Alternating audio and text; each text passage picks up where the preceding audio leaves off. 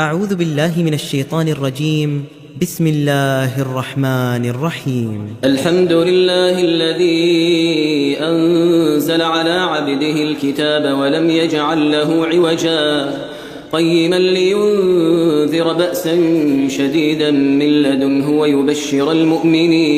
ويبشر المؤمنين الذين يعملون الصالحات أن لهم أجرا حسنا ماكثين فيه أبدا وينذر الذين قالوا اتخذ الله ولدا ما لهم به من علم ولا لآبائهم كبرت كلمة تخرج من أفواههم إن يقولون إلا كذبا فلعلك باخع نفسك على آثارهم إن لم يؤمنوا بهذا الحديث أسفا إنا جعلنا ما على الأرض زينة لها لنبلوهم أيهم أحسن عملا وإنا لجاعلون ما عليها صعيدا جرزا أم حسبت أن أصحاب الكهف والرقيم كانوا من آياتنا عجبا إذ أوى الفتية إلى الكهف فقالوا ربنا آتنا من لدنك رحمة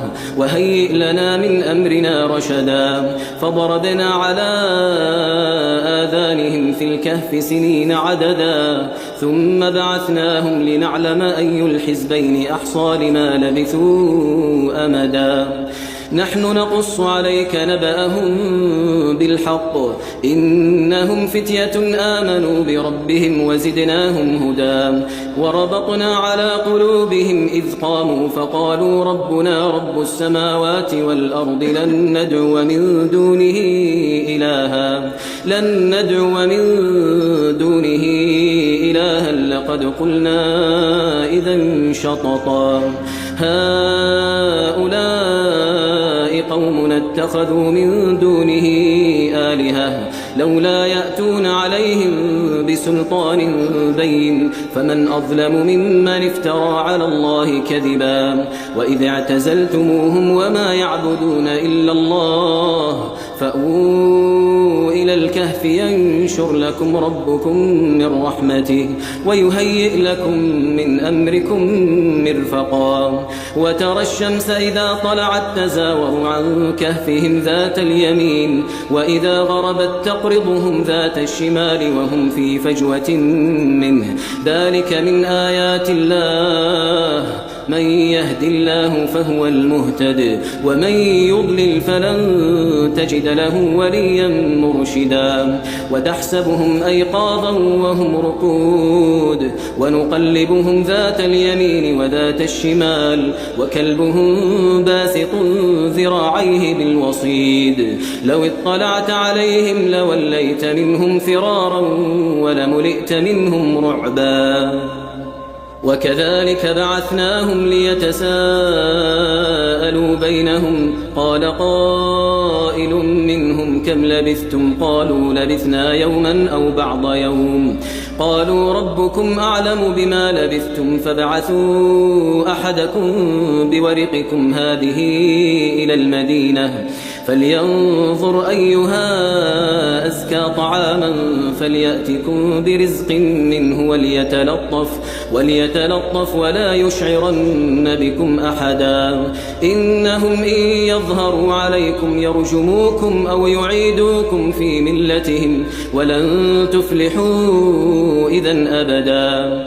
وكذلك أعثرنا عليهم ليعلموا أن وعد الله حق وأن الساعة لا ريب فيها إذ يتنازعون بينهم أمرهم فقالوا ابنوا عليهم بنيانا ربهم أعلم بهم قال الذين غلبوا على أمرهم لنتخذن عليهم مسجدا سيقولون ثلاثة رابعهم كلبهم ويقولون خمسة سادسهم كلبهم رجما بالغيب ويقولون سبعة وثامنهم كلبهم قل ربي أعلم بعدتهم ما يعلمهم إلا قليل فلا تمار فيهم إلا مراء ظاهرا ولا تستفت فيهم منهم أحدا ولا تقولن لشيء إني فاعل ذلك غدا إلا أن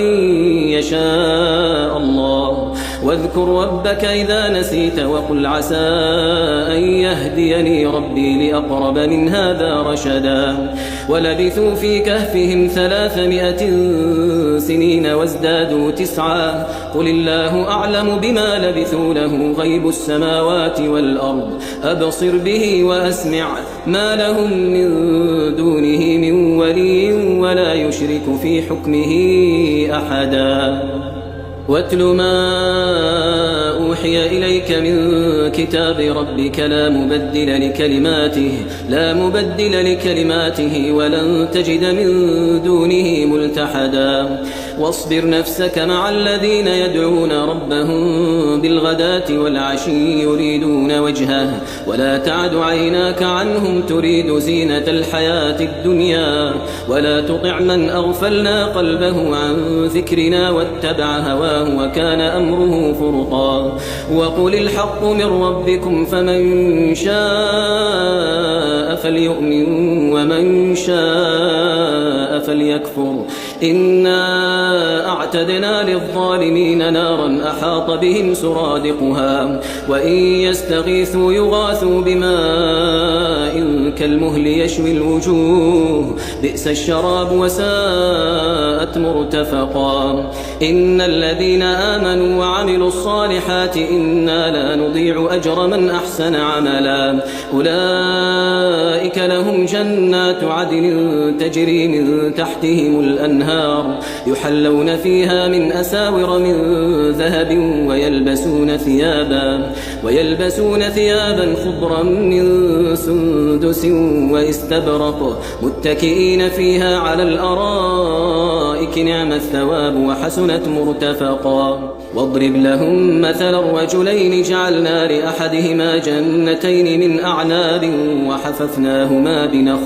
وحففناهما بنخل وجعلنا بينهما زرعا كلتا الجنتين آتت أكلها ولم تظلم منه شيئا وفجرنا خلالهما نهرا وكان له ثمر فقال لصاحبه وهو يحاوره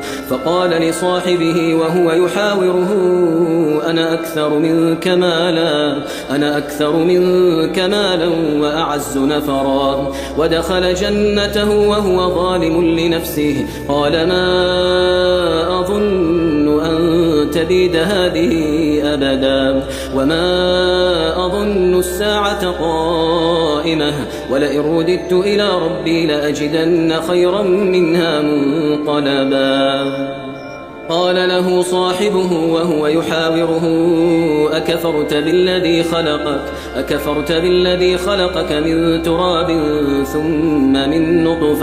ثم من نطفة ثم سواك رجلا لكن هو الله ربي ولا أشرك بربي أحدا ولولا إذ دخلت جنتك قلت ما شاء الله لا قوة إلا بالله إن ترني أنا أقل منك مالا وولدا فعسى ربي أن يؤتيني خيرا من جنتك ويرسل عليها حسبانا من السماء فتصبح صعيدا زلقا أو يصبح ماؤها غورا فلن تستطيع له طلبا وأحيط بثمره فأصبح يقلب كفيه على ما أنفق فيها وهي خاوية على عروشها ويقول يا ليتني لم أشرك بربي أحدا ولم تكن له فئة ينصرونه من دون الله وما كان منتصرا هنالك الولاية لله الحق هو خير ثوابا وخير عقبا واضرب لهم مثل الحياة الدنيا كماء إن أنزلناه من السماء فاختلط به نبات الأرض فأصبح هشيما تذروه الرياح وكان الله على كل شيء مقتدرا. المال والبنون زينة الحياة الدنيا والباقيات الصالحات خير عند ربك ثوابا وخير أملا.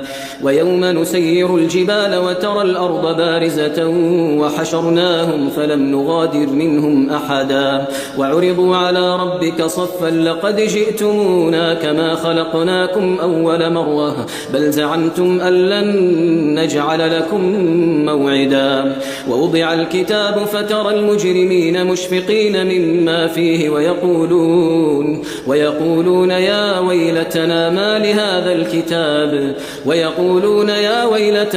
لهذا الكتاب لا يغادر صغيرة ولا كبيرة إلا أحصاها ووجدوا ما عملوا حاضرا ولا يظلم ربك أحدا. وإذ قلنا للملائكة اسجدوا لآدم فسجدوا إلا إبليس كان من الجن ففسق عن أمر ربه أفتتخذونه وذريته أولياء من دوني وهم لكم عدو بئس للظالمين بدلا. ما أشهدتهم خلق السماوات والأرض ولا خلق أنفسهم وما كنت متخذ المضلين عضدا. ويوم يقول نادوا شركائي الذين زعمتم فدعوهم فلم يستجيبوا لهم وجعلنا بينهم موبقا. ورأى المجرمون النار فظنوا أنهم مواقعوها ولم يجدوا عنها مصرفا. ولقد صرفنا في هذا القرآن للناس من كل مثل وكان الإنسان أكثر شيء جدلا. وما منع الناس أن يؤمنوا إذ جاءهم الهدى ويستغفروا ربهم إلا أن تأتيهم سنة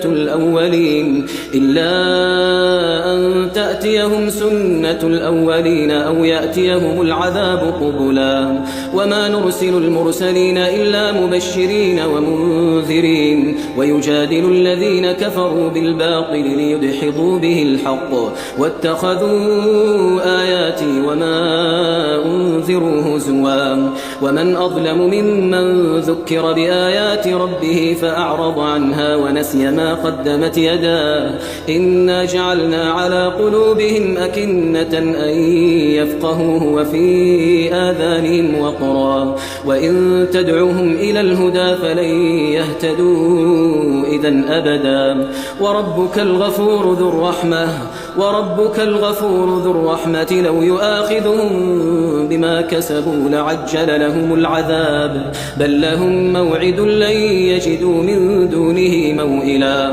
وتلك القرى أهلكناهم لما ظلموا وجعلنا لمهلكهم موعدا. وإذ قال موسى لفتاه لا أبرح حتى أبلغ مجمع البحرين أو أمضي حقبا فلما بلغا مجمع بينهما نسيا حوتهما فاتخذ سبيله في البحر سربا. فلما جاوزا قال لفتاه آتنا غداءنا لقد لقينا من سفرنا هذا نصبا. قال أرأيت إذ أوينا إلى الصخرة فإني نسيت الحوت وما أنسانيه إلا الشيطان أن أذكره واتخذ سبيله في البحر عجبا. قال ذلك ما كنا نبغي فارتدا على آثارهما قصصا. فوجدا عبدا من عبادنا آتيناه رحمة من عندنا وعلمناه من لدنا علما. قال له موسى هل أتبعك على أن تعلمني مما علمت رشدا قال إنك لن تستطيع معي صبرا وكيف تصبر على ما لم تحط به خبرا. قال ستجدني إن شاء الله صابرا ولا أعصي لك أمرا. قال فإن اتبعتني فلا تسألني عن شيء حتى أحدث لك منه ذكرا. فانطلقا حتى إذا ركبا في السفينة خرقها قال أخرقتها لتغرق أهلها لقد جئت شيئا إمرا. قال ألم أقل إنك لن تستطيع معي صبرا. قال لا تؤاخذني بما نسيت ولا ترهقني من أمري عسرا.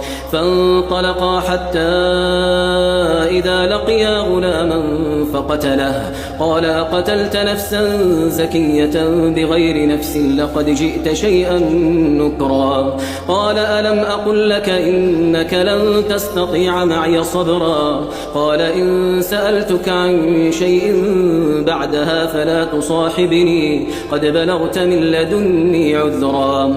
فانطلقا حتى إذا أتيا أهل قرية استطعما أهلها فأبوا أن يضيفوهما فوجدا فيها جدارا يريد أن ينقض فأقامه. قال لو شئت لاتخذت عليه أجرا. قال هذا فراق بيني وبينك سأنبئك بتأويل ما لم تستطع عليه صبرا. أما السفينة فكانت لمساكين يعملون في البحر فأردت أن أعيبها وكان وراءهم ملك يأخذ كل سفينة غصبا. وأما الغلام فكان أبواه مؤمنين فخشينا أن يرهقهما طغيانا وكفرا. فأردنا أن يبدلهما ربهما خيرا منه زكاة وأقرب رحما. وأما الجدار فكان لغلامين يتيمين في المدينة وكان تحته كنز لهما وكان أبوهما صالحا فأراد ربك أن يبلغا أشدهما ويستخرجا كنزهما رحمة من ربك وما فعلته عن أمري ذلك تأويل ما لم تسطع عليه صبرا. ويسألونك عن ذي القرنين قل سأتلو عليكم منه ذكرا. إنا مكنا له في الأرض وآتيناه من كل شيء سببا. فأتبع سببا حتى إذا بلغ مغرب الشمس وجدها تغرب في عين حمئة ووجد عندها قوما. قلنا يا ذا القرنين إما أن تعذب وإما أن تتخذ فيهم حسنا. قال أما من ظلم فسوف نعذبه ثم يرد إلى ربه فيعذبه عذابا نكرا. وأما من آمن وعمل صالحا فله جزاء الحسنى وسنقول له من أمرنا يسرا. ثم أتبع سببا حتى إذا بلغ مطلع الشمس وجدها تطلع على قوم لم نجعل لهم من دونها سترا. كذلك وقد أحطنا بما لديه خبرا. ثم أتبع سببا حتى إذا بلغ بين السدين وجد من دونهما قوما لا يكادون يفقهون قولا. قالوا يا ذا القرنين إن يأجوج ومأجوج مفسدون في الأرض فهل نجعل لك خرجا على أن تجعل بيننا وبينهم سدا. قال ما مكنني فيه ربي خير فأعينوني بقوة أجعل بينكم وبينهم ردما. آتوني زبر الحديد حتى إذا ساوى بين الصدفين قال انفخوا حتى إذا جعله نارا قال آتوني أفرغ عليه قطرا. فما استطاعوا أن يظهروه وما استطاعوا له نقبا. قال هذا رحمة من ربي فإذا جاء وعد ربي جعله دكاء وكان وعد ربي حقا. وتركنا بعضهم يومئذ يموج في بعض ونفخ في الصور والصور فجمعناهم جمعا وعرضنا جهنم يومئذ للكافرين عرضا الذين كانت أعينهم في غطاء عن ذكري وكانوا لا يستطيعون سمعا أفحسب الذين كفروا أن يتخذوا عبادي من دوني أولياء إنا أعتدنا جهنم للكافرين نزلا قل هل ننبئكم بالأخسرين أعمالا الذين ضل سعيهم في الحياة الدنيا وهم يحسبون أنهم يحسنون صنعا أولئك الذين كفروا بآيات ربهم ولقائه فحبطت أعمالهم فلا نقيم لهم يوم القيامة وزنا ذلك جزاؤهم جهنم بما كفروا واتخذوا آياتي ورسلي هزوا إن الذين آمنوا وعملوا الصالحات كانت لهم جنات الفردوس نزلا خالدين فيها لا يبغون عنها حولا قل لو كان البحر مدادا لكلمات ربي لنفد البحر قبل أن تنفد كلمات ربي ولو جئنا بمثله مددا قل إنما أنا بشر مثلكم يوحى إلي أنما إلهكم إله واحد فمن كان يرجو لقاء ربه فليعمل عملا صالحا ولا يشرك بعبادة ربه أحدا